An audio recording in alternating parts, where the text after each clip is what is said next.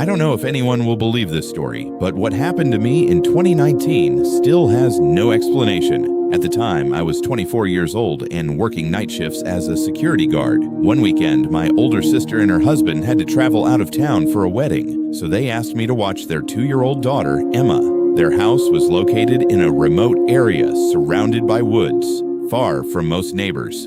The evening felt completely normal. Emma played, had dinner, and fell asleep around 8:30 p.m. I stayed downstairs watching TV with the baby monitor beside me so I could keep an eye on her room. Around 10 p.m., strange static began coming through the monitor. At first, I assumed it was just signal interference, but a few minutes later, I heard a faint male voice mixed into the static.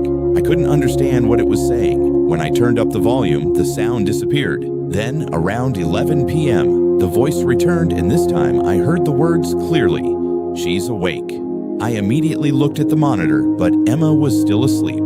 Feeling uneasy, I went upstairs and checked her room, but nobody was there. Everything appeared normal. I convinced myself it had to be interference from another device. After midnight, the monitor screen suddenly went black for a few seconds. When the picture came back, the camera angle had changed, as if someone had physically touched it. At around 2 a.m., another voice came through the monitor, much clearer than before. It said, "Don't let her open the door."